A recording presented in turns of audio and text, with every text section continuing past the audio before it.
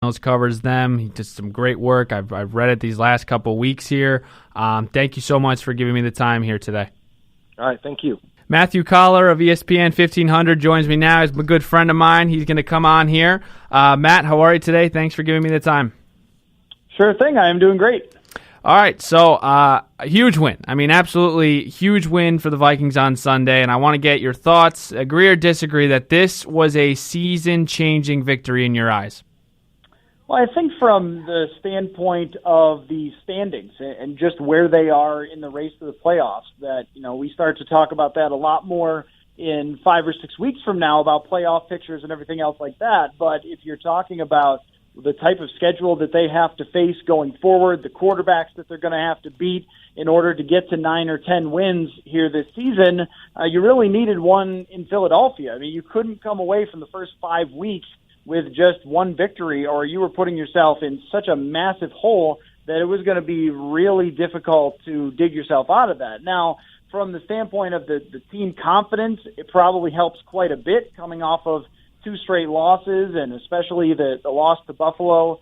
But to go out to L.A. and be close, but have the defense perform the way it did, I'm certain that inside the locker room they felt much more like themselves from the defensive standpoint to hit Carson Wentz the number of times that they did, cause turnovers that looked a lot more like they have in the past. But I would also say that it doesn't fix everything, because when you go back through that game, a couple of fumbles that are maybe bad luck on Philadelphia's part, one going right into the hands of Linval Joseph, another one at the goal line. And otherwise, Philadelphia was able to move the ball still against the Vikings defense in a lot of times. And the Vikings really kept them in that game with a fumble, or whatever you want to call it, a lateral gone wrong at the end of the game, and the fact that they couldn't run the clock out because they didn't have a successful running game. So it was a good win for them, a huge win for them, but also far from perfect, and still left some questions to be answered on this team going forward. 100% agree. That's the first thing I said after the game. Everyone was talking about the defense. Well, Philly did fumble on the goal line. Philly did turn it over at midfield. And then the counter to it is Dan Bailey, he missed 2 kicks, and instead of being a 9-0 game, it's 3-0. So you're leaving 6 points on the board there. But my question for you is, what do you think, if there even was the way we're talking, what do you think the difference was defensively between week 2 to 4 to last week? Yeah, I think it was really what Philadelphia did in their game plan. I was very surprised that they didn't take a lot away from the Los Angeles Rams, and even to some extent the Buffalo Bills, that they have a lot of similar concepts of misdirection and trying to cause confusion in the Vikings secondary and at the linebacker level too. We didn't really see that. It was kind of similar to last year, where the Eagles were just lining up and beating you in a lot of ways, but of course their offensive line was in much better shape last year. And Lane Johnson looked like a Hall of Famer, but he did not look like a Hall of Famer on Sunday night when he was going up against Stephen Weatherly. That was really surprising, and maybe just some of the case of this team being worn out when you go to the Super Bowl and then win it, and then it's the off season with all the different things that go on. That's maybe one of the reasons you never see teams go back to back in Super Bowls, even if they come back the next year. And so I think that there's that. There's probably some guys playing dinged up on Philly's side, but I just was also surprised by how they game planned and how the play calling went in that game. But the biggest thing for the Vikings was just hitting the quarterback. I mean, you don't cause that fumble to Linval Joseph unless someone hits the quarterback. And to have success doing that when they really didn't very much against Buffalo and Los Angeles, that they looked a lot more like the defensive line, especially Sheldon Richardson from week 1 when they drove Jimmy Garoppolo crazy. That would be for the defense, I think, the biggest difference. Even week 1, you talk about, the 49ers had a chance to tie the game the last possession of the game. I mean, they were down 8. They did, yeah. And you look at the defense, I mean, they gave up 18 points, but at the same time, or what was it, 16 or 18? I think it was 16. 16? 16. 16 points. 16. You're at the goal line, and, the 49ers fumble, so that could have been a touchdown there. So you look at the defense as a whole, I mean, it just hasn't looked the same as last year. I'm sorry, and it's a shame that we're saying this, but you're missing a big guy in Everson Griffin. Let's go to the other side of the ball here. the Cousins, Diggs, and Thielen combination. I mean, how good is this combination, and what have you seen? I mean, people talking about Kirk Cousins and, was he worth the money? And I know it's only 5 games, but what have you seen from these 3? Well, I think that getting the most out of those 2 wide receivers is why they decided to pay Kirk Cousins, is that when they looked at all the different quarterbacks on the market, or even their own.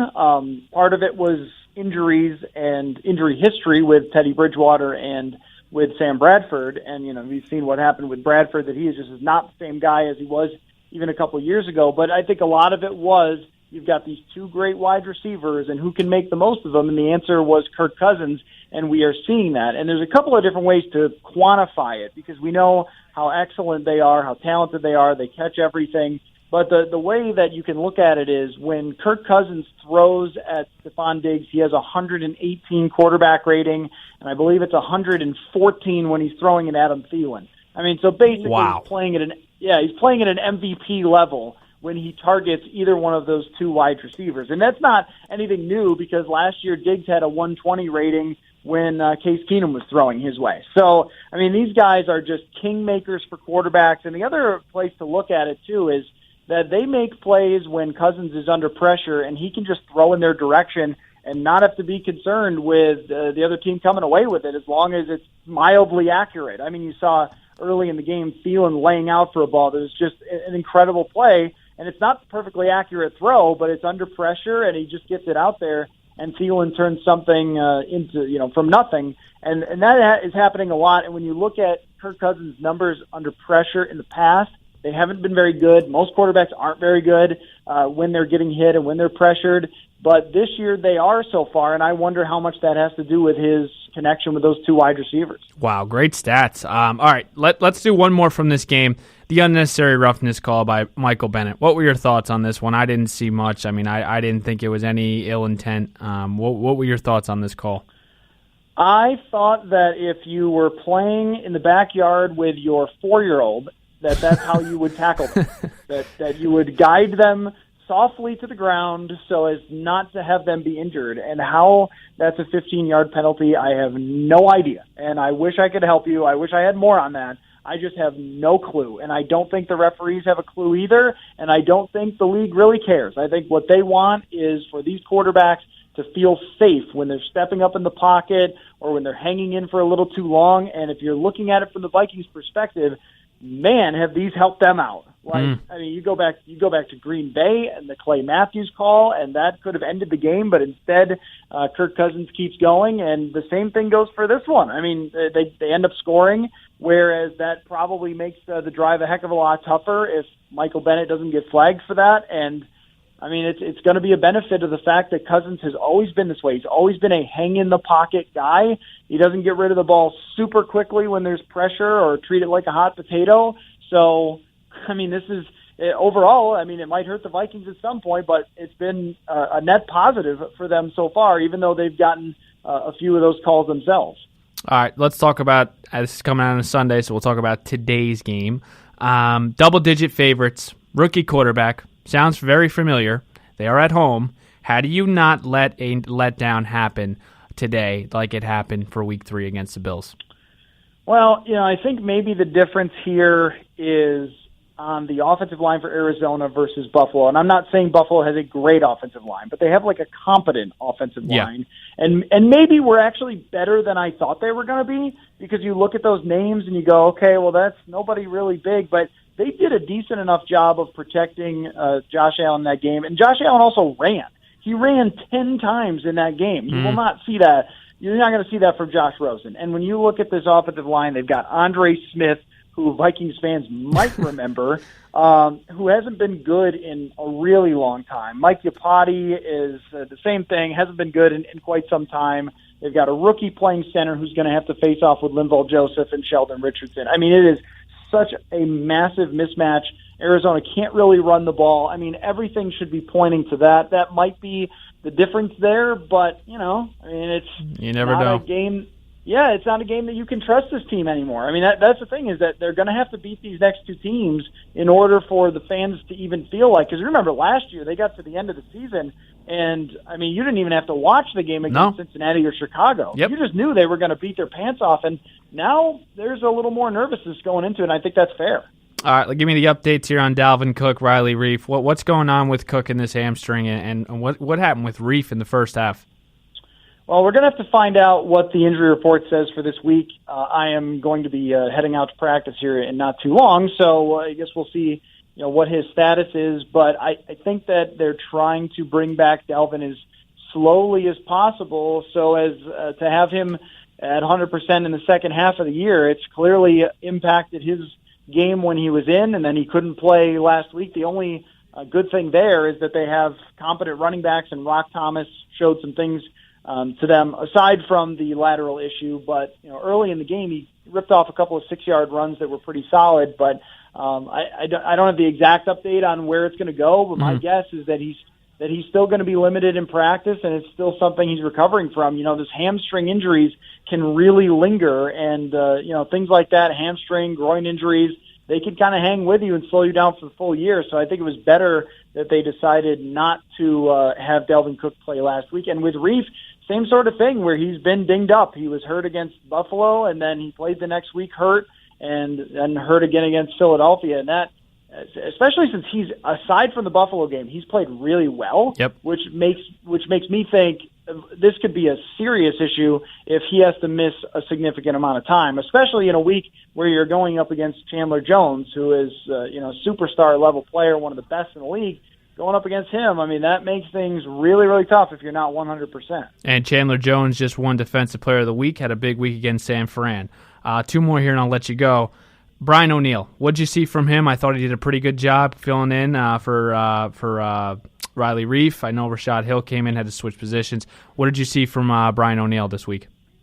Well, one thing that I like from Brian O'Neill that I see on tape is that the guy competes. I don't think that he's ready to play every down in this league yet, but also I think when you're talking about Rashad Hill being there, that both of those guys have strengths and weaknesses, and that O'Neill has the much higher upside. It's just the issue that he has is going to be an issue anytime he gets in this year until he can build more bulk and work on technique of putting down an anchor when guys try to power rush him, because I saw it again where he's ready for it, and the guy who he's facing is just too powerful and knocks him back. So it was not by any means a terrible outing or anything like that, and that's a good sign that every time he's gotten in, I haven't thought, oh my gosh, he's just way over his skis. I have not ever felt that, but I've also felt like you've got to be careful with how much he has to go out there and play, and maybe you just can't help it no matter what. But the reason not to start him is that teams will start game planning for that. They'll start taking advantage of that, and then you worry about the player's confidence. So I think as a fill-in, though, he's done a really excellent job so far. Last one here. Big matchup I'm looking at is Patrick Peterson, one of the best corners in the game, going up against either Diggs or Thielen. I'd imagine he'd be shadowing one of them almost every single play, but what do you think this matchup is going to be like on Sunday? Yeah, 2016, he shadowed Stephon Diggs. Adam Thielen wasn't quite of the name that he is now then, but he was still very good. So I wouldn't be surprised if he just picks a side, or if he does follow around Stephon Diggs or Adam Thielen. And he's just a great player. Like, he is one of the most athletic guys. He's got length, he's got size, he's physical, and he did a very good job against Stephon Diggs. Now, the one way that they can counteract some of that, if he's going to follow Diggs, is using those quick passes. And they had a lot of success against Philly with them, and I wouldn't be surprised if you see them again, that where it's just Kirk Cousins taking a snap and firing it out into the flat to Diggs, and then seeing if they can break a big game. They have almost every single week, and we saw it a ton versus Philly. I think we'll see it again. And that is definitely the matchup to watch, along with Chandler Jones. And I'm really interested to see this Arizona defense, because when you go through their games, the defense has not been a disaster. It's really just been their offense that cannot score whatsoever, but that might change with Josh Rosen. So it's a team that, the Vikings deserve to be favorites, but also you can't just overlook them because they haven't been that good this year, because they came close to beating Chicago. You can follow Matthew Coller on Twitter at Matthew Coller. Pretty simple there. He's a Vikings reporter for ESPN 1500. Great writer. He is also the host of the Purple Podcast. Definitely check that out. I have. Very good. Very insightful. Thank you very much, Matt. And I will see you on Saturday. I'm coming out Friday to see my first ever game at the U.S.